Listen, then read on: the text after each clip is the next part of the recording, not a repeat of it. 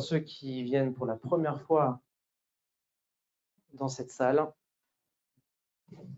Ça va? Vous avez passé un bon salon? Pour l'instant, ça va? J'espère que vous n'allez pas être déçus. Bien. Bienvenue, madame. Prenez place. Il y a de la place. Bon, de quoi allons-nous parler pendant... Alors, ça va être 2 présentations, 1h30 à peu près. Une bonne heure plutôt. On va parler d'action et on va parler d'options. Et on va prendre un secteur qui est l'intelligence artificielle parce qu'apparemment, c'est la mode. Donc, nous, on est pas mal dans la mode. Donc, on va vous parler intelligence artificielle. Et la question, c'est construire un portefeuille d'actions basé sur l'intelligence artificielle. Alors pourquoi est-ce qu'on fait ça? Parce que c'est la mode. Mais aussi que je pense que dans la salle, vous avez toutes et tous entendu parler d'au moins un des 3. Qui ne connaît aucun des 3? Vous avez tous entendu parler de ChatGPT, d'NVIDIA et tout ça. Eh bien, c'est normal. Si je prends l'exemple de NVIDIA, pour faire un petit rappel historique sur sa performance de l'année dernière, elle a quand même fait 238%, ce qui n'est pas rien. Et surtout, ce que je trouve incroyable, c'est qu'on est déjà encore à 85% en 2024, chiffre à jour hier. Je ne l'ai pas mis à jour aujourd'hui, je ne sais pas ce qu'ils font en ce moment. Mais bon, bref, donc on est sur une action plutôt haussière. Et ensuite, je vous donne quelques chiffres clés de l'intelligence artificielle. Si toutefois vous n'aviez jamais investi dans ce secteur-là, et vous dites tiens, pourquoi pas. Alors, je vous donne quelques chiffres. Bon, voilà, ils vont parler d'eux-mêmes. C'est plus simple toujours de montrer des chiffres. 1350 milliards qui est, selon, je ne sais plus quel institut, le marché mondial, que représentera le marché mondial de l'intelligence artificielle en 2030. Enfin voilà, je vous laisse lire ces chiffres. Le coût de fonctionnement de ChatGPT, 700 000 $ par jour. Ça, j'ai trouvé ça assez choquant comme chiffre. Bref, donc on n'est plus dans un fantasme de l'intelligence artificielle. Je pense que c'est bien présent. Avec ChatGPT, je ne sais pas si vous l'utilisez, mais voilà, c'est quelque chose qu'on peut facilement utiliser, qui est parfois très pratique dans quasiment n'importe quel métier. Maintenant, comment est-ce qu'on peut investir dans l'intelligence artificielle? On va parler d'actions, donc c'est simple, hein, il faut choisir voilà, toutes les actions qui sont avec l'intelligence artificielle. Donc vous avez Microsoft, vous avez bien sûr NVIDIA, vous avez des actions moins connues, ASML, vous avez Meta, Tenet, CrowdStrike. Bon, il y a peut-être des actions ici que vous ne connaissez pas. Évidemment, ça c'est une liste que je vais donner comme ça, qui sont à peu près liées à l'intelligence artificielle. Il y en a beaucoup d'autres. La difficulté, c'est que faut les trouver, toutes ces actions qui sont avec de l'intelligence artificielle, et tout le monde n'est pas au courant de ce qui se fait notamment aux États-Unis avec l'intelligence artificielle. Si toutefois vous trouviez, il faut ensuite choisir les meilleures actions. Et là, ça peut devenir compliqué. Sur quoi vous allez vous baser? Est-ce que c'est intéressant d'acheter Nvidia maintenant? Je ne sais pas, hein, ça a tellement augmenté. Est-ce qu'on n'est pas sur le point haut? Est-ce qu'il reste encore 300% à faire sur la fin de l'année? Bon, c'est toujours un petit peu compliqué. Et donc, pour répondre à cette problématique, car quand il y a une problématique, on essaie toujours d'y apporter une réponse chez SelfInvest, eh bien, la réponse, c'est Stockbox. Alors, Stockbox, c'est le nom qu'on a donné à un service de trading qui consiste en la chose suivante. Voici SelfInvest. Tous les mois, on va vous communiquer 8 actions. Pas 5, pas 10, on en communique 8. Ça, ce sont les actions qu'on a communiquées, par exemple, sur le mois de mars. Donc, c'est les actions qui sont en cours. Et donc, chaque mois, on va vous communiquer une série d'actions, mais pas juste une liste d'actions. On va faire mieux encore, parce qu'on a les autorisations pour le faire. Alors, la stratégie, c'est pourquoi est-ce qu'on a choisi ces actions plutôt que d'autres. On s'est basé sur une stratégie de ce monsieur-là. Si vous ne connaissez pas, c'est un prix Nobel. Et ce monsieur a développé un principe qui s'appelle Momentum, que vous connaissez peut-être, qui est un principe qui est relativement simple.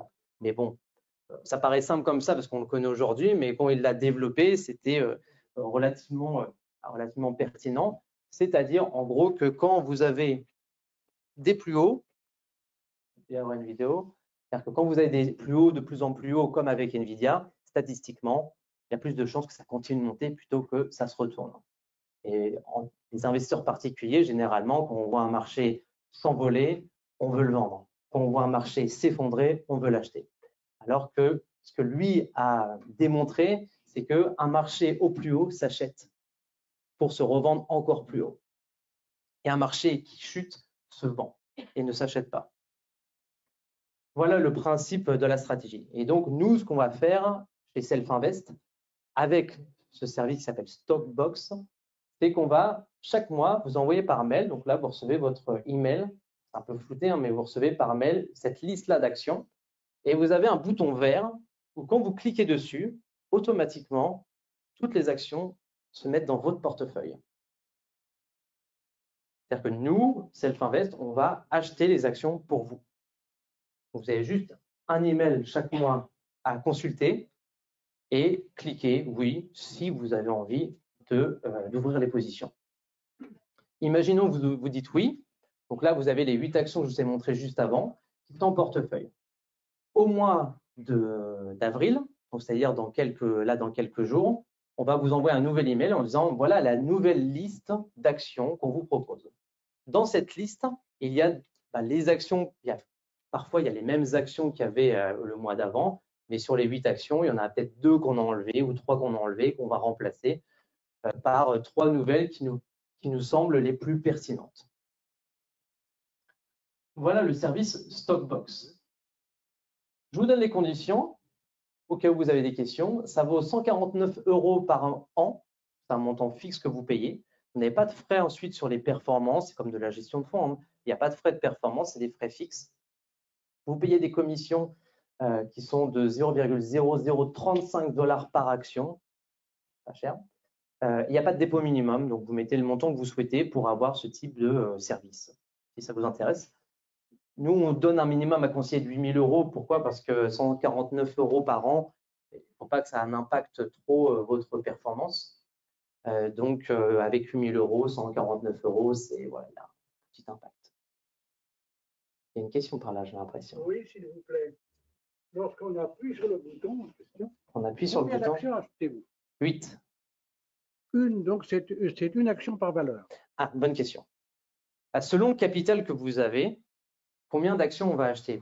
C'est simple, on va pondérer. Si vous avez un capital de 10 000 €, on va acheter les 8 actions avec un montant qui est similaire pour les 8. Donc, on va allouer les 10 000 € sur les 8 actions avec la même valeur. Donc, je sais pas, pour une action, il y aura peut-être 10 actions, peut-être 2 actions pour l'autre, peut-être 7 actions pour l'autre. Le but, c'est que la valeur nominale soit la même. Comme ça, vous avez un portefeuille qui est bien diversifié. On ne peut pas acheter que 3 actions sur les 8. Vous ne pouvez pas acheter, en fait, quand vous cliquez sur oui, ça ouvre les positions sur les 8 actions. Maintenant, vous recevez cette information, vous dites non, aucune action est ouverte sur votre compte. Après, vous, manuellement, vous pouvez ouvrir les 3 qui vous intéressent. Vous gardez la main, c'est pas un, comment dire, c'est pas un, je sais plus le mot. Non, mais c'est pas, voilà, vous signez pas un mandat de gestion. Un mandat de gestion, c'est-à-dire que vous nous confiez votre capital comme avec Investui, et donc c'est nous qui gérons, vous n'avez pas la main. Là, c'est pas un mandat de gestion, c'est comme c'est du semi-géré, c'est-à-dire qu'on vous envoie le signal, c'est à vous de dire oui ou non. Mais ça veut dire que vous avez quand même accès à la plateforme, accès aux positions, vous pouvez ouvrir des positions en parallèle pour vous, vous pouvez gérer les positions qui sont ouvertes.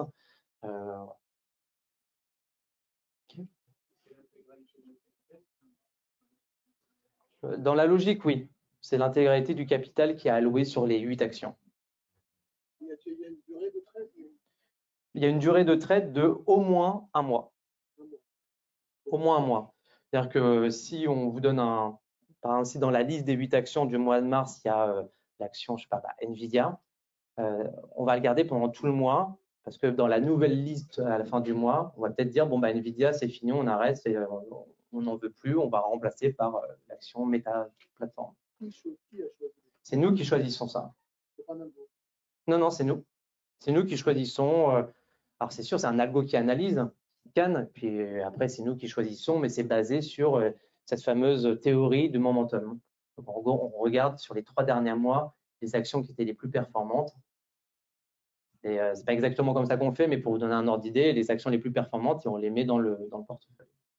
Parmi toutes les actions qu'on a sélectionnées qui nous semblent être des actions sur l'intelligence artificielle. Et ça, c'est notre secret. Parce que ça, on ne communique pas toutes les actions qu'on a en visu.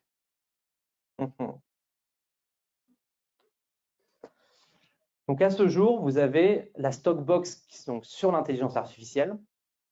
Il existe aussi une Stockbox qui est sur les actions du Nasdaq. Je vais vous en parler parce que ça fait longtemps que ça existe. Sur les actions du Nasdaq, le principe est le même, c'est qu'on sélectionne que les actions du Nasdaq. On a lancé ça en 2016. Donc, depuis 2016, si vous aviez suivi tous les mois les actions qu'on proposait, vous auriez fait une performance de 289,68%. Ce n'est pas un chiffre donné au hasard, ce n'est pas un backtesting, c'est sur un compte réel qui est audité. Parce que si on fait ça, c'est parce qu'on a le droit de le faire. Puisqu'on a le droit de le faire, c'est parce qu'on a une licence pour le faire. Et quand on a une licence pour le faire, on est audité. Donc, quand on communique des chiffres, c'est parce qu'ils sont audités tous les ans. Donc, ce sont des vrais chiffres, ce n'est pas du backtesting qu'on fait, c'est des vrais chiffres sur un compte réel. Et sur le mois de février, parce que je ne peux pas vous donner encore les chiffres du mois de mars, on a fait 8%. Donc, c'est des performances qui sont plutôt bonnes. Et voilà les actions qu'on avait mises sur le Nasdaq au mois de les actions sélectionnées au mois de mars. Non, au mois de février, pardon. Donc, Nvidia, AMD, Meta, Broadcom, ASML, Constellation, Illumina, CrowdStrike. Une autre question par ici, jeune homme. Est-ce que vous ne faites que des achats ou est-ce que vous faites des achats ou des ventes? Non, pas de vente. Ouh là là, ça je le garde pour vous. Si vous voulez faire des ventes, vente à découvert, vous voulez dire? Découvert, oui. Non. Non, non. Trop dangereux. Par contre, excusez-moi, parce qu'on parle des ventes. C'est vous qui envoyez également un mail pour prévenir qu'il conseillait de vendre telle action, vous occupez forcément de conseiller vos clients de vendre des actions. Est-ce qu'on conseille nos clients de vendre des actions qui sont déjà ouvertes? Non. Non, non, c'est-à-dire que vous avez un portefeuille de 8 actions qui est mis à jour tous les mois.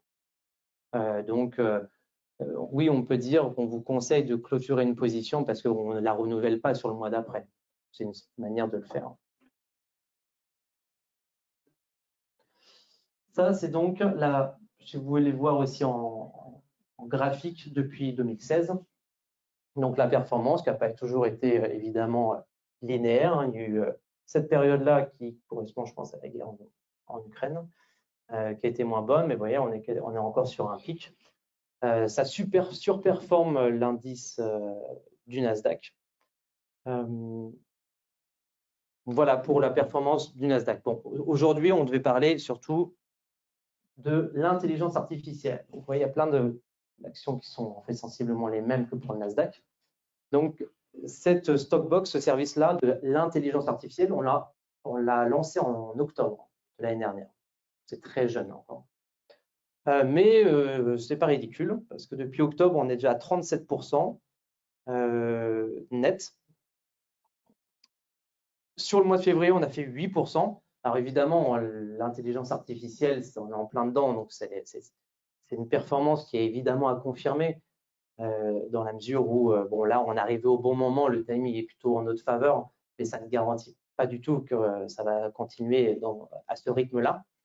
Mais bon, si vous croyez en ce secteur-là, en tout cas, et que vous souhaitez investir dans de l'intelligence artificielle de manière, on va dire, simple, sans que vous fassiez quoi que ce soit, parce que vous ne connaissez pas forcément les actions, que vous n'avez pas forcément le temps ou quoi, nous, on a ce service-là pour vous, où vous recevez chaque mois voilà, un email, vous avez juste à cliquer sur oui, et puis ça ouvre les positions tout seul. Vous pouvez suivre avec votre téléphone, vous avez une application mobile, vous suivez la valorisation de votre portefeuille. Vous pouvez clôturer des positions si vous avez envie. Et puis sinon, vous attendez le mois d'après, on vous donne une nouvelle liste et puis voilà, continuez ou continuez pas. Le fait de dire oui, par exemple le mois précédent, ça va annuler les autres ou il va falloir faire, on arrête en février ce qu'il y a pour pouvoir gérer le mois de mars? Alors, par exemple, là, si vous aviez ouvert le mois dernier, donc pour le mois de mars, vous auriez en ce moment toutes ces actions en portefeuille. Dans une semaine, vous allez recevoir un nouvel email pour dire voilà les nouvelles actions du mois d'avril. Et parmi cette liste d'actions, peut-être qu'il y aura les mêmes là, et juste ces deux-là, on va les enlever.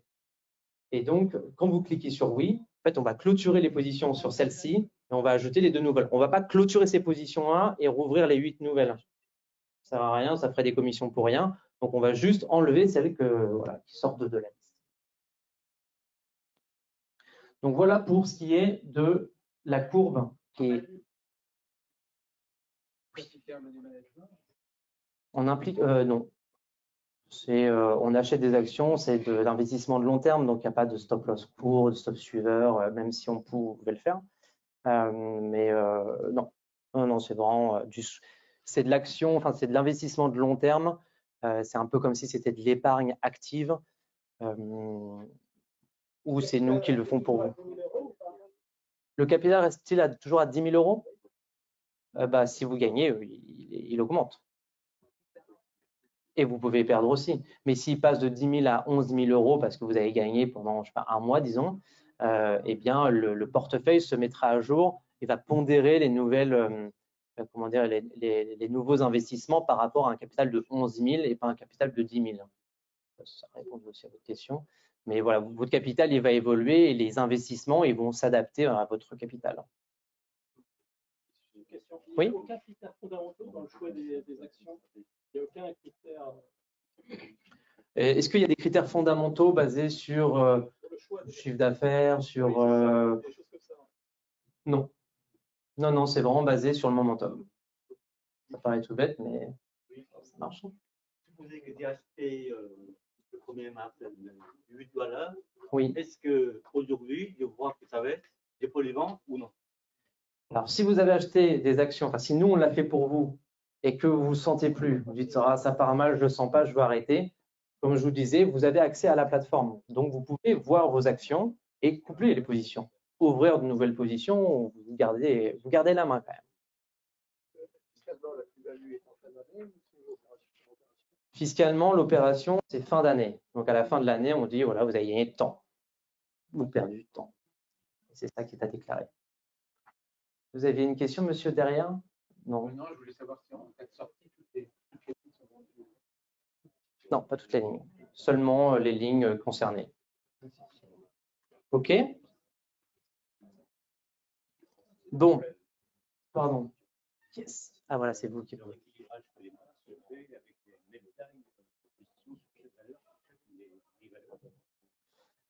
Alors, c'est pas la même taille de position sur chaque… Enfin, c'est la même taille nominale. C'est-à-dire qu'on va mettre, par exemple, je sais pas, 2 000 euros sur chaque action. Okay. Ou 1 000 euros, si vous avez, je sais pas, 8 000 euros de capital, on va mettre 1 000 euros sur chaque action. Okay. Et si vous passez à, je sais pas, de 8 000 à 10 000 euros, on va mettre 1 200 euros sur chaque action. On va adapter, voilà, en fonction du capital qui évolue.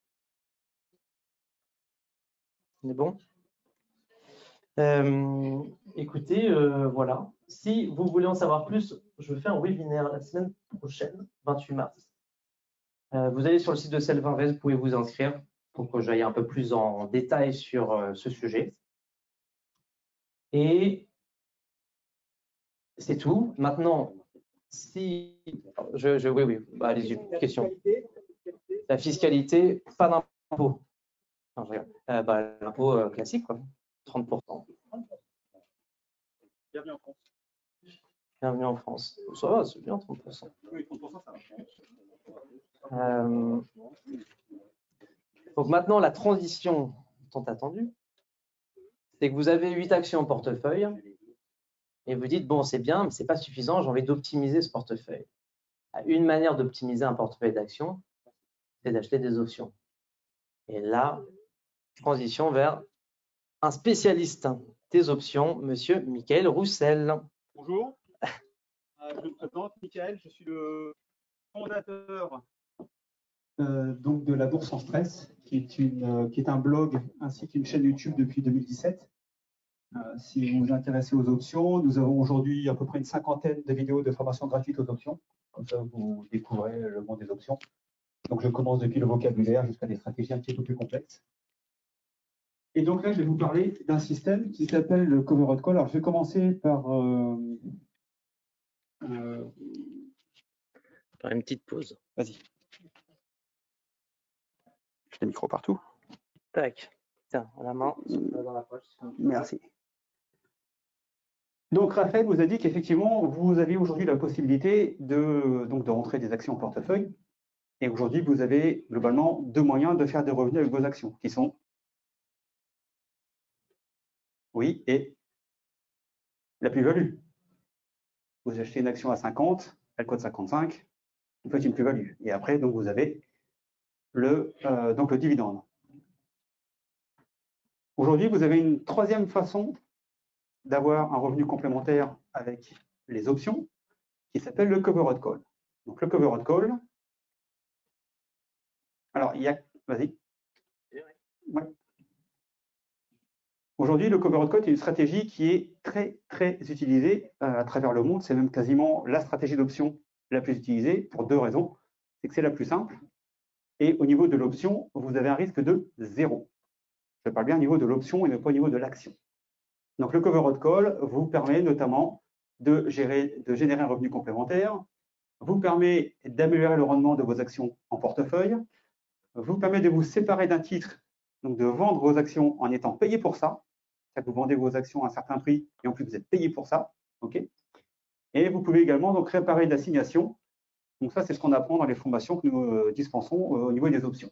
Donc là, ce que je vous propose aujourd'hui, c'est de regarder le Covered Call pour générer un revenu. Okay. Alors, petit rappel sur les contrats d'option, si vous ne savez pas ce que c'est. Un contrat d'option, c'est un agrément entre un acheteur et un vendeur pour vendre ou acheter un actif sous-jacent à une période donnée, soit en payant une prime, soit en recevant une prime. Si vous êtes acheteur d'un contrat d'option, vous payez une prime. Si vous êtes vendeur d'options, vous recevez une prime. Donc là, puisque nous allons vendre un call, nous allons recevoir une prime à chaque fois que nous allons vendre donc cette option sur le marché.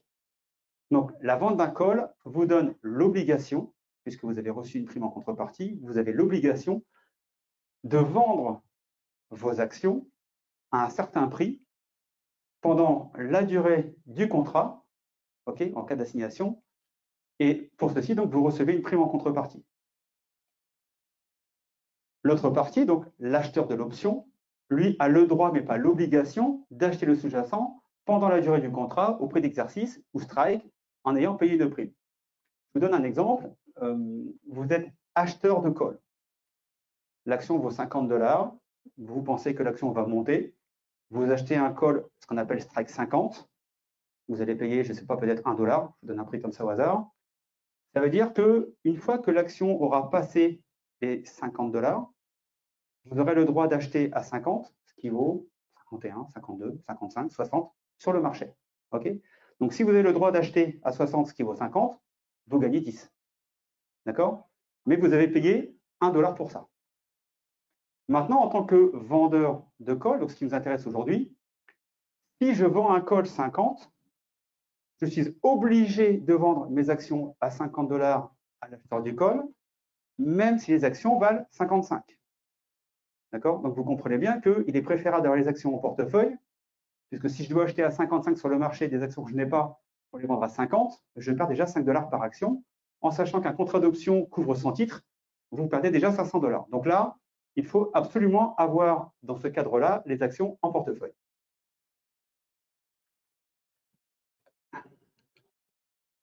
Donc, rappel de la stratégie.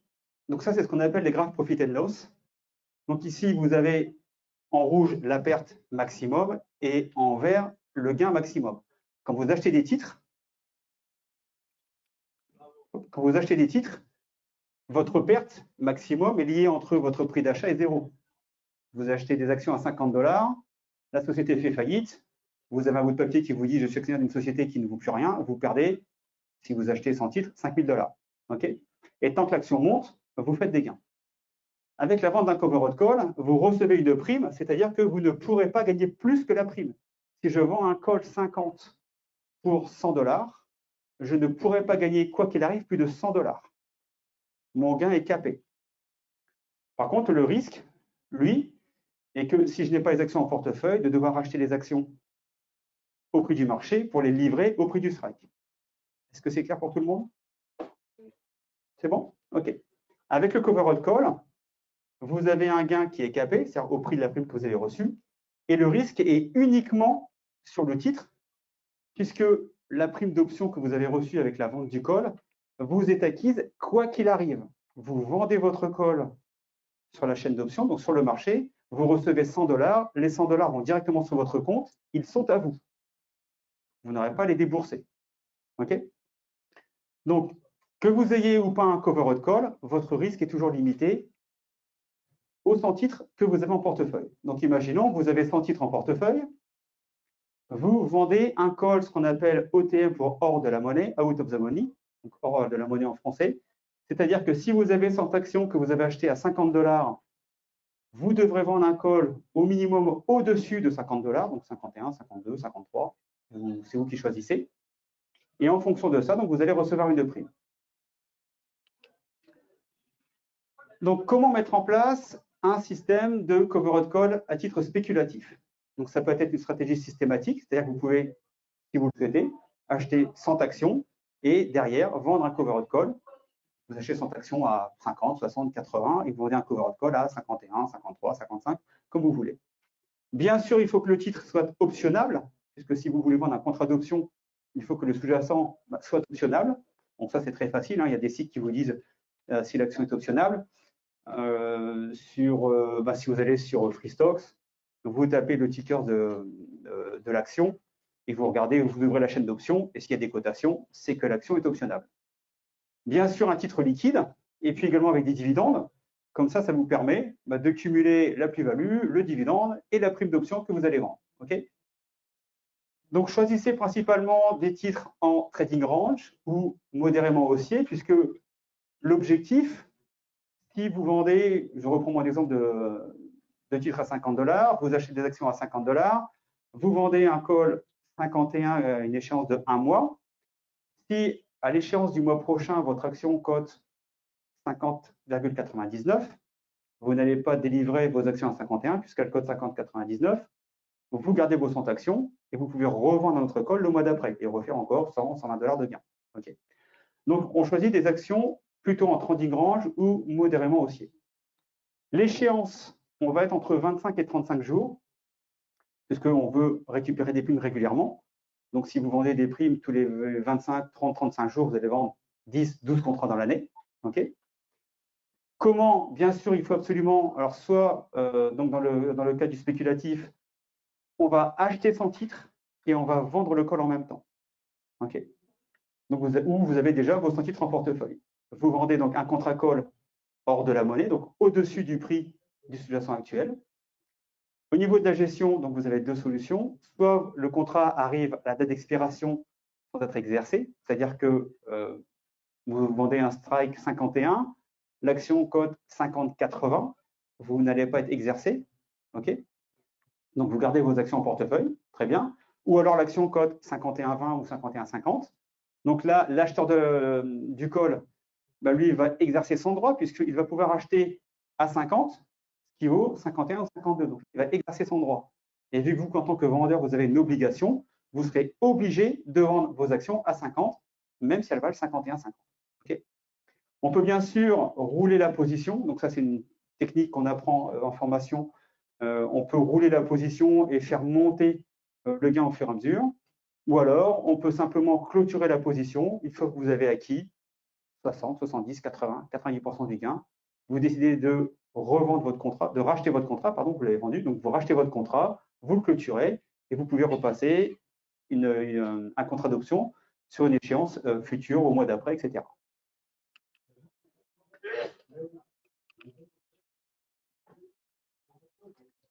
Alors, là, je vous présente la stratégie. Si vous avez déjà les titres en portefeuille, genre des titres à dividendes que vous avez depuis longtemps, okay, que vous avez acheté il y a, je sais pas moi, quelques années, vous avez tiré une plus-value, vous avez tiré des dividendes.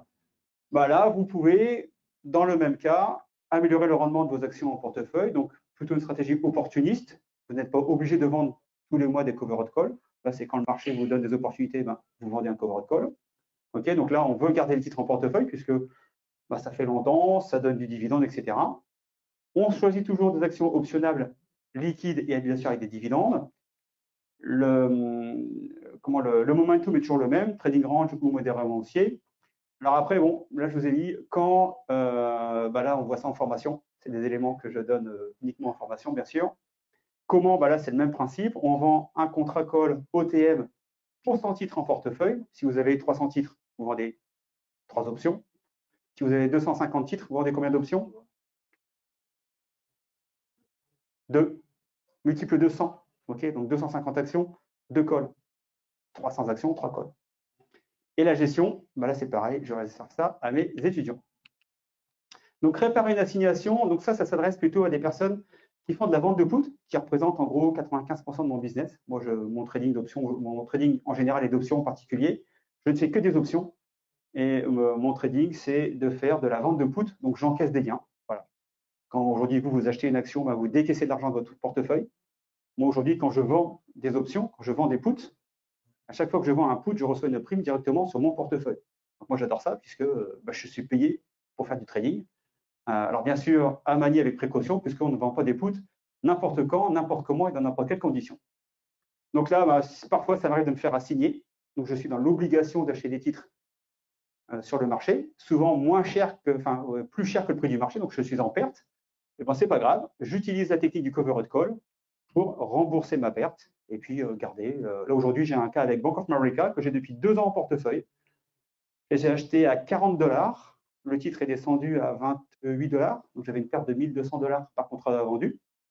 Okay, là, le titre est remonté à 36 ou 37, donc je suis quasiment à 0.0, puisqu'en plus j'avais revendu un put où je m'étais fait reassigner. Donc j'ai un prix moyen à $34 aujourd'hui. L'action est à 36, donc je gagne aujourd'hui malgré la perte que j'ai eue il y a 2 ans. Et avec tous les calls, tous les puts que j'ai vendus et les dividendes que j'ai reçus, je suis à plus $1800 de gain. C'est-à-dire que même en ayant tort, au bout de 2 ans, j'ai raison. Et ça, avec les options, c'est juste une question de temps. Vous pourrez toujours réparer une position. Le seul moment où vous serez perdant avec une option, c'est exactement le même qu'avec une action, c'est si la société dépose le bilan. Là, que vous fassiez des options ou des actions, quand votre titre vaut 0, il vaut 0. Okay. Donc, j'ai exactement le même risque que pour des actions, sauf que j'ai le temps avec moi. Donc là, c'est pareil, au niveau du quand, du comment et de la gestion, on voit ça en formation. Donc là, vous avez une solution intéressante. Donc tout à l'heure, Raphaël vous disait, ben voilà, vous achetez des titres avec la free stock, c'est ça, non, la box? Oui, je n'ai pas retenu le nom, excusez-moi. Et puis ben là, vous avez, alors bien sûr, toujours multiple de 100. Donc là, il faut 100 actions en portefeuille. Et puis, ben, vous achetez des actions à un prix et vous décidez. Vous estimez que le prix, je ne sais pas, de l'action, il est à, je sais pas, $50, hein, on va rester là-dessus. Et vous estimez que à 50, 50, 51, $52, vous arrivez sur une résistance et que ça ira pas plus haut. Alors vous avez la solution de mettre un ordre limite de vente à 52. Ça touche 52, c'est vendu, c'est parfait. Mais vous pouvez aussi vendre une option call pour $1, $1,50, $2, j'en sais rien, ça dépend de la volatilité. C'est-à-dire que vous allez vendre vos actions à 52 et vous avez en plus touché une prime pour ça. Vous êtes payé pour vendre vos actions. Quand je vous dis que les options sont formidables. Donc là, c'est pareil, donc bien sûr optionnel au cas par cas. Et pour le reste, on voit ça également en formation. Donc là, normalement, je vous ai pris un exemple avec NTNX, qui est justement une valeur liée à l'intelligence artificielle. Donc l'action vaut $63,45. Donc ça, c'est la première étape. Deuxième étape, vous achetez 100 actions pour $6 345. OK. Vous décidez de vendre un call OTM 10% au-dessus du prix actuel du sous-jacent, donc en gros autour des 70. Donc, vous décidez de vendre un call $70 à une échéance de 1 mois. Est-ce que c'est clair pour tout le monde jusque-là? C'est bon? Pas de questions? OK. Donc là, vous allez sur la chaîne d'options. Et qu'est-ce qu'on voit? On voit que pour vendre un call 70, en sachant qu'on est à 63, c'était ça? 63, oui. Donc, vous pensez qu'à 70, on est au taquet du taquet et que là, il faut vraiment séparer des actions. OK? Donc, soit vous mettez un ordre stop et vous vendez à 70, ou alors, vous vendez un covered call, date d'expiration 35 jours. OK? Et pour ça, vous allez toucher entre 1 $ et 1,05 $. Donc, vous allez faire une plus-value entre 63 et 70, donc 7 $, plus 100 $ grâce à la vente du covered call. Qui savait ça? Qui connaissait cette stratégie? Ouais, mais c'est pas du jeu. OK? Donc aujourd'hui, ben voilà, vous pouvez être payé pour vous débarrasser de vos actions en portefeuille. Alors, bien sûr, vous avez, donc là, on va faire le résumé, après on fera les différents cas. Donc là, on vend un call 70, échéance 19 avril 2024 pour 1 $ par action, en sachant que dans un contrat d'option, vous avez combien? 100 titres. OK? Donc là, quand vous avez sur la chaîne d'options, je reviens ici, là, ici, quand vous avez 1,05, c'est pour une action. Il faut toujours multiplier par 100. Okay? Donc, vous percevez une prime d'à peu près 100 $, quoi qu'il arrive. Je me répète, au moment où vous vendez le contrat d'option, vous vendez quelque chose, l'argent va directement dans votre poche. Okay? Bien sûr, le contrat d'option aura une valeur jusqu'à sa date d'échéance, qui augmentera ou descendra en fonction du titre et de la volatilité, mais les 100 $ de prime sont acquis quoi qu'il arrive. Donc maintenant, vous avez deux possibilités. Le 19 avril, soit le titre est au-dessus du strike ou en dessous du strike. Donc au-dessus de 70 ou en dessous de 70. Donc si le titre est au-dessus de 70, puisque vous avez reçu une prime, vous avez l'obligation de vendre vos actions à 70. Vous vous êtes trompé dans votre analyse, le titre est à 75, elle a percé la résistance, elle a explosé, c'est le monde merveilleux de l'intelligence artificielle. Ça monte à 75, tant pis pour vous. Vous avez l'obligation de vendre vos actions à 70. OK? Mais pour ça, vous avez été payé. Donc, votre prix de vente, il est plus de 70. En fin de compte, il est de combien?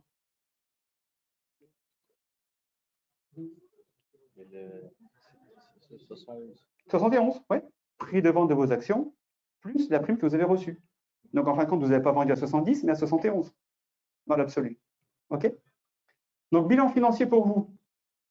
Donc, la plus-value sur l'action est de 650 $, donc les 70 moins les 63,45 que vous avez décaissés pour acheter vos actions. Vous avez encaissé une prime de 100 $ pour la vente du call. Vous avez une plus-value totale de 755 $. Vous pouvez, si vous croyez dans le titre, ben pourquoi pas racheter 100 actions et recommencer le mois d'après. OK? Deuxième possibilité, le titre est en dessous de 70 $, il est par exemple à 67 $ à 29. L'acheteur du call à 70, bah lui, il n'a absolument aucun intérêt à vous acheter à 70, ce qui vaut 67,29 sur le marché. Si vraiment il veut les actions, qu'est-ce qu'il fait? Il passe un autre directement sur le marché à 67,29 et donc il achète 100 actions. Alors bien sûr, la prime de 1 $ qu'il vous a payé, bah lui, il l'a perdu. Parce que vous l'avez gagné. Si vous gagnez, à un moment donné, il faut que quelqu'un perde. Okay, ça, c'est les produits dérivés, c'est comme ça. Hein, voilà. Alors, c'est un peu différent. On vous dit oui, en bourse, il faut qu'il y ait un perdant pour un gagnant. Ça, oui, c'est vrai pour les produits dérivés.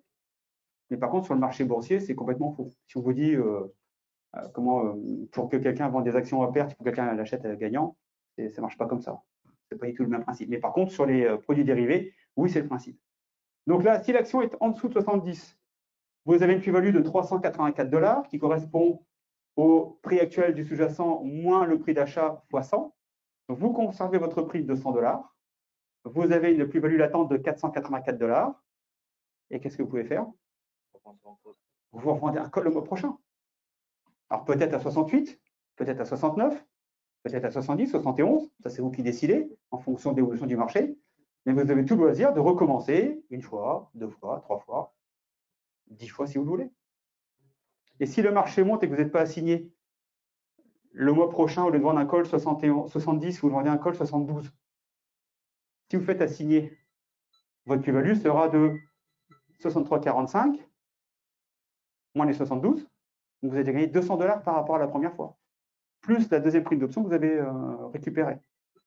Donc vous comprenez comment vous pouvez très facilement augmenter vos gains avec une stratégie relativement simple. Il n'y a rien de difficile à comprendre. Vous avez 100 actions, vous vendez un call légèrement au prix du sous-jacent actuel et vous recevez votre prime et votre plus-value latente. Est-ce que c'est compris pour tout le monde? Alors, l'avantage du covered call, au niveau de l'option, je me répète, vous avez un risque de 0. Puisque vous avez reçu une prime pour ça. OK. Si vous êtes assigné, vous avez les titres en portefeuille, donc vous n'avez pas de risque. Et si vous n'êtes pas assigné, vous gardez la prime, votre contrat d'échéance devient caduc et vous recommencez. Donc, au niveau de l'option, le risque est de 0. Voilà, très facile à comprendre. Le risque est lié à la détention des 100 actions.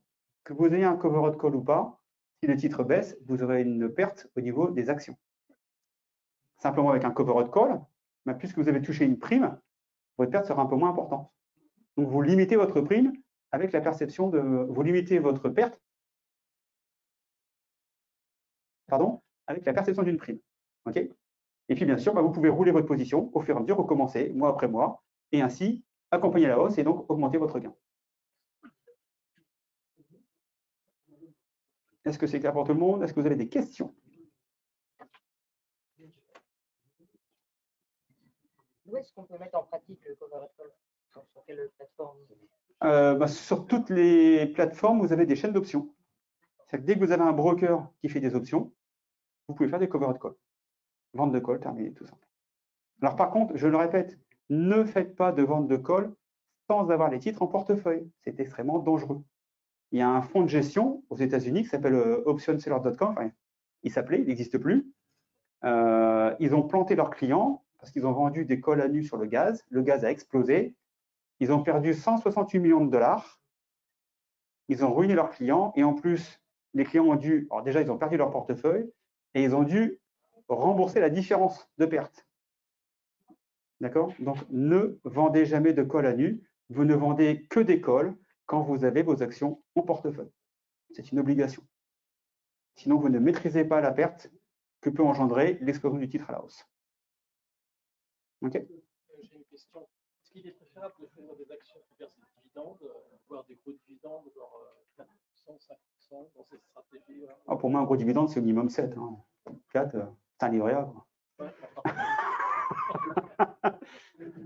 5 pour moi, c'est déjà pas mal. Ouais, c'est pas mal, c'est pas mal. Oui, parce que alors les dividendes, ça dépend si vous avez des dividendes mensuels ou trimestriels. Si vous avez une société avec des dividendes mensuels, si vous répétez l'opération régulièrement, chaque mois vous prenez des dividendes. Si c'est trimestriel, il faut au moins garder pendant 2 ou 3 mois, où il y a une date précise où il faut avoir les actions en portefeuille pour pouvoir toucher le dividende. Mais oui, il vaut mieux avoir des dividendes, parce que vu que là, globalement, qu'est-ce qu'on fait en faisant cette stratégie-là? On vend simplement du temps. Et le temps, ça coûte quoi? Rien. D'accord? Donc là, vous vendez du temps. Vous vendez du temps qui passe. La partie adverse, elle achète du temps. Donc elle, le temps joue contre elle. Et quand vous vendez du temps, le temps joue pour vous. Voilà.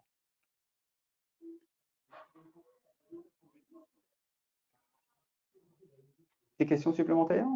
Profitez-en, je suis là. Parce que j'habite loin, je viens plus souvent. C'est bon?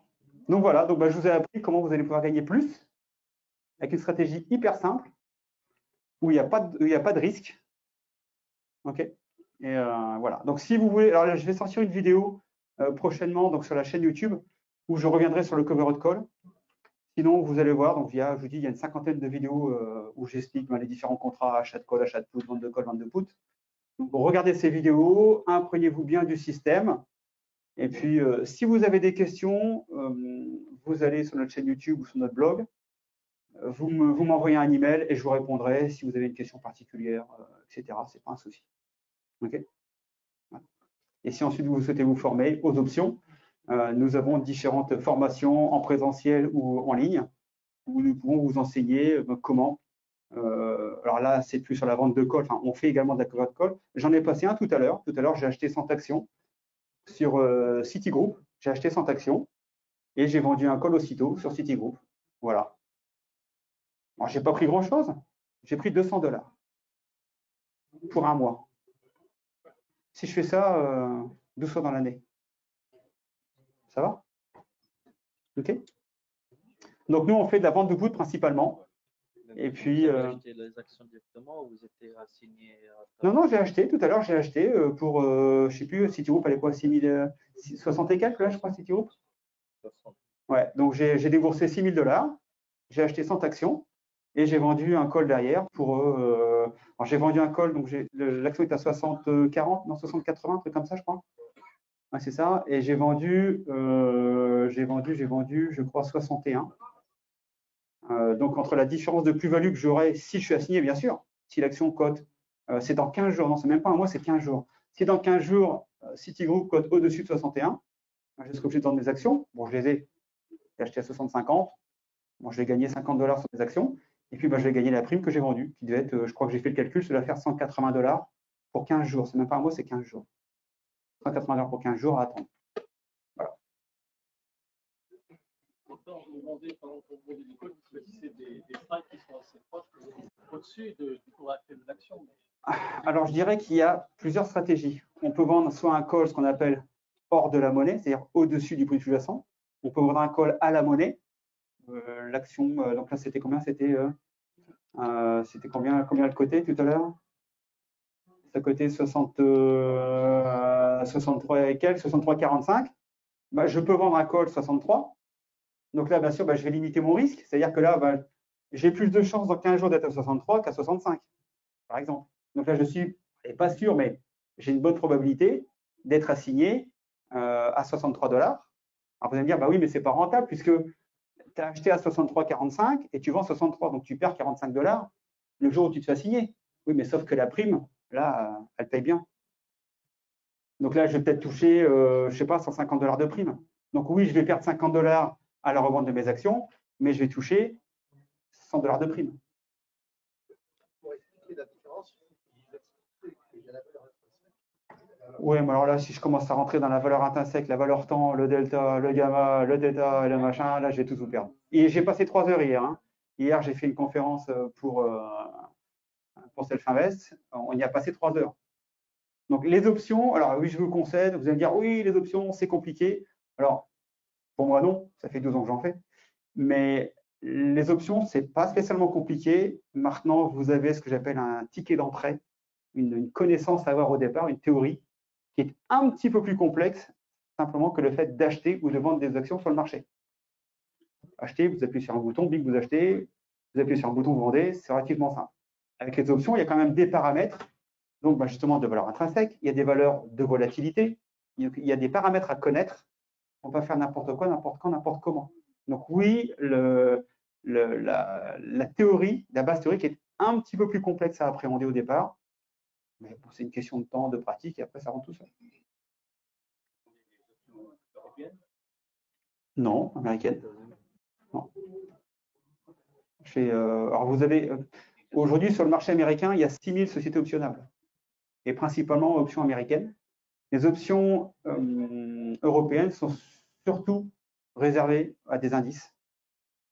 Mais sur les sous-jacents classiques que nous on fait, oui, là j'ai fait du Citigroup, voilà, je fais du Bank of America, je fais du, je sais pas, j'ai à peu près une cinquantaine de valeurs que je suis régulièrement, c'est que des options américaines.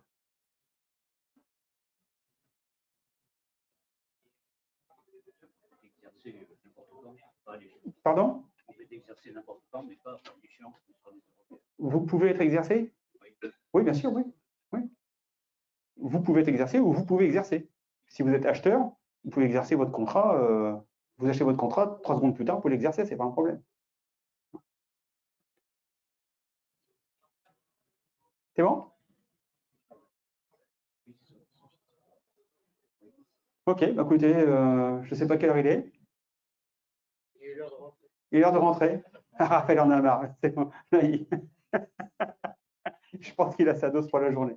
Voilà. Bon, surtout, n'hésitez pas, si vous voulez faire des options, si vous n'avez pas de connaissances, envoyez-moi un message avant si vous voulez faire des choses, etc. Mais ne vous lancez pas tout seul dans les options. À part pour ce genre de stratégie super simple, le covered call. Alors, j'ai oublié de vous préciser ça. Pourquoi c'est la stratégie la plus utilisée dans le monde?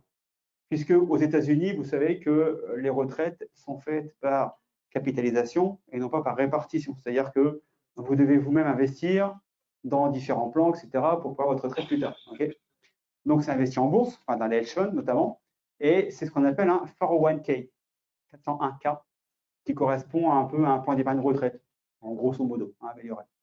Et donc, dans ce plan d'épargne retraite, puisqu'il y a zéro risque au niveau de l'option, le gouvernement américain autorise les épargnants américains à utiliser cette stratégie dans le 401k.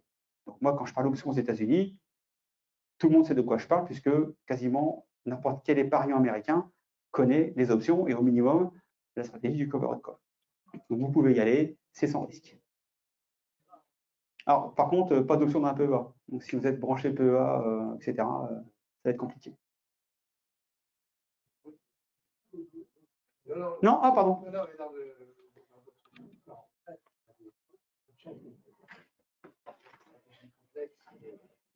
Oui, il y a certaines stratégies qu'on ne peut pas faire. Ouais. Oui, covered call, oui. Ah ben, il y a des stratégies pour chaque configuration de marché. La vente de put n'est pas autorisée dans un 401k. Alors, certains 401k, il y a des brokers qui font des 401k qui autorisent la vente de put. Ils sont très rares. En plus, ils vous prennent la marge 100%, donc là, il faut avoir des gros portefeuilles. Mais dans un 401k classique, vous pouvez faire un covered call parce que ben, c'est. Est-ce que ça vous paraît compliqué à la base de déterminer un prix de vente, d'appuyer sur un bouton et toucher une prime pour ça? Pas trop. Hein?